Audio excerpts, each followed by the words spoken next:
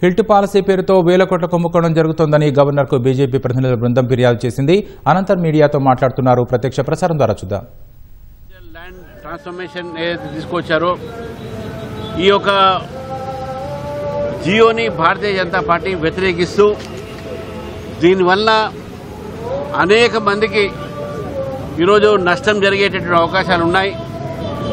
అంతేకాకుండా land conversions పేరు మీద హిల్ట్ అనేటటువంటి ఒక జియో ద్వారా హైదరాబాద్ నగరంలో ఉన్నటువంటి ఒక ఏవైతే ఇండస్ట్రీస్కు ఆ రోజు కేటాయించిన భూములు ఉన్నాయో అది రియల్ ఎస్టేట్లో ఒక సంస్థలకు దారాదత్తం చేసేటటువంటి ఒక ప్రయత్నం. దాదాపు 9,000 ఎకరాల పైగా ఈరోజు ఒక రియల్ ఎస్టేట్ కింద మార్చి లక్షలాది కోట్లాది రూపాయలు ఈరోజు ప్రభుత్వము అందులో కుంభకోణం జరిగేటటువంటి అవకాశాన్ని ఇవ్వడం జరుగుతూ ఉంది. ఈ సందర్భంగా హిల్ట్ అనేటటువంటి పాలసీ ఏది ఉందో దీని ద్వారా ప్రభుత్వం ఒక ఖజానా నింపడానికి చేస్తున్నటువంటి ఒక నేపథ్యంలో ఈ భూములన్నీ కూడా అనేక సంవత్సరాల క్రితము ఇండస్ట్రీస్కి అలాట్ అయినాయి. అప్పుడు ఉన్నటువంటి ఒక ధర ఇప్పుడు ఉన్నటువంటి ధరని మీరు కంపేర్ చేసుకున్నా కూడా బుక్ వాల్యూ సబ్ రిజిస్ట్రార్ ఆఫీస్లో ఉన్నటువంటి ఒక ఏదైతే రేట్స్ ఉన్నాయో అది మార్కెట్ రేట్ కన్నా చాలా తక్కువగా ఉంటుంది. మనం చూసినాము మొన్ననే ఒక ప్రైవేట్ సంస్థ హైదరాబాద్కు అవతల 151 కోట్లకు ఒక ఎకరం కొనడం జరిగింది. మరి ఈ నేపథ్యంలో ఈ హిల్ట్ ఉన్నటువంటి ఇండస్ట్రియల్ ఏరియా ఉందో హిల్ట్ కింద ఈ ఇండస్ట్రియల్ ఏరియా భూములు దాదాపు వేరే తక్కువ రేటుకు రియల్ ఎస్టేట్ వాళ్లకు దొరికే అవకాశాలు దొరుకుతున్నాయి. 30% సంబంధించినటువంటి డిపాజిట్ ఎస్ఆర్ఓ రేటు కింద చేసేస్తే ప్రభుత్వానికి ఎంత నష్టం వస్తుంది అనే విషయాన్ని మనం ఆలోచించాలి. నడుస్తున్న ఇండస్ట్రీస్ కూడా ఈ యొక్క స్కీమ్లో చేరి అక్కడ పనిచేస్తున్నటువంటి ఒక సిబ్బంది కానీ అక్కడ పనిచేస్తున్నటువంటి ఒక కార్మికులు కానీ నష్టం జరిగేటువంటి అవకాశాలు, వారు జాబులు కోల్పోయే అవకాశాలు ఉంటాయి. రెండో వైపు గతంలో ఈ యొక్క ప్రాంతంలోనే హైదరాబాద్ చుట్టుపక్కల ప్రాంతంలో చాలామంది రైతులు మా భూముల్ని కూడా కన్వర్ట్ చేయండి అని చెప్తే ఆ భూములు ఇంకా కన్వర్ట్ కాలే.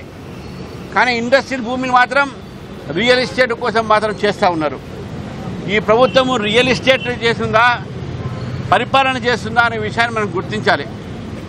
ఏదైనప్పటికీ కూడా ఈ ప్రభుత్వం వ్యతిరేకంగా ఈ యొక్క పాలసీస్ వ్యతిరేకంగా ప్రజా వ్యతిరేక ఏవైతే విధానాలు అవుతున్నాయో ఈ ప్రభుత్వాన్ని, దీంతో పాటు 6 గ్యారంటీలు 421 వాగ్దానాలు చేసినటువంటి ప్రభుత్వం ఏదైతే ప్రజా ఒక పరిపాలనలో వీళ్ళు విఫలం చెందారు, ఏ గ్యారంటీ కూడా ఈరోజు ప్రజలకు అందట్లేదు.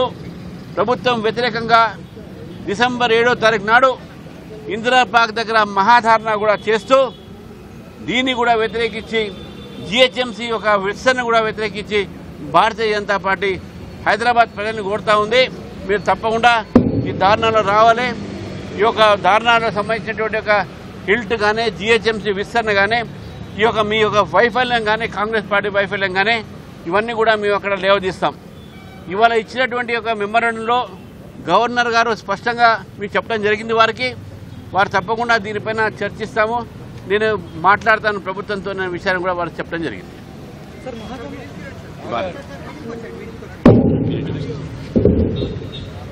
అందరికీ నమస్కారం. ఈరోజు భారతీయ జనతా పార్టీ రథసారథి రాష్ట్ర అధ్యక్షులు రామచంద్రరావు గారి ఆధ్వర్యంలో హిల్ట్ పాలసీని వ్యతిరేకిస్తూ భారతీయ జనతా పార్టీ వారికి ఒక రిప్రజెంటేషన్ ఇచ్చి ఈ రాష్ట్ర ప్రభుత్వం ఏ రకంగా లక్షల కోట్ల రూపాయల కుంభకోణానికి తెరదీసిందో, ఈ హిల్ట్ పాలసీ వల్ల ఈ రాష్ట్ర ఖజానాకు ఏ రకంగా గండిపడతా ఉన్నదో, మరి జీవో నెంబర్ 27కి వ్యతిరేకిస్తూ జీవో 27ని విత్డ్రా చేయాల్సిందిగా ఈరోజు గవర్నర్ గారికి మేము రిప్రజెంటేషన్ మెమరాండం ఇవ్వడం జరిగింది. మరి తప్పకుండా ఇప్పుడు అధ్యక్షులు చెప్పినట్టుగా అనేకమైనటువంటి అవినీతి అంశాలు 6 గ్యారంటీలు 420 హామీలకు నెరవేర్చిన పక్షంలో 2 సంవత్సరాలు ఈ ప్రభుత్వం పాలన పూర్తి చేసుకున్న సందర్భంగా ఇచ్చినటువంటి ఏ ఒక్క హామీ నెరవేర్చిన ఈ ప్రభుత్వ విధానాలకు వ్యతిరేకంగా, అనేక కుంభకోణాలకు వ్యతిరేకంగా, ముఖ్యంగా హిల్ట్ పాలసీకి వ్యతిరేకంగా, జిహెచ్ఎంసీ పరిధిని పెంచుతూ తీసుకొచ్చినటువంటి జీవోకు వ్యతిరేకంగా, అనేకమైనటువంటి కుంభకోణాలకు వ్యతిరేకంగా ఈ నెల 7వ తారీఖు రోజు వారి ఆధ్వర్యంలో జరిగేటువంటి పెద్ద ఎత్తున నిరసన దీక్షలో అందరూ పాల్గొనాల్సిందిగా కోరుకుంటూ తప్పకుండా భారతీయ జనతా పార్టీ ఈ ప్రభుత్వ విధానాలకు వ్యతిరేకంగా పోరాటం చేస్తుందని చెప్పి మరొకసారి తెలియజేసుకుంటూ ధన్యవాదాలు తెలియజేస్తా ఉన్నాను.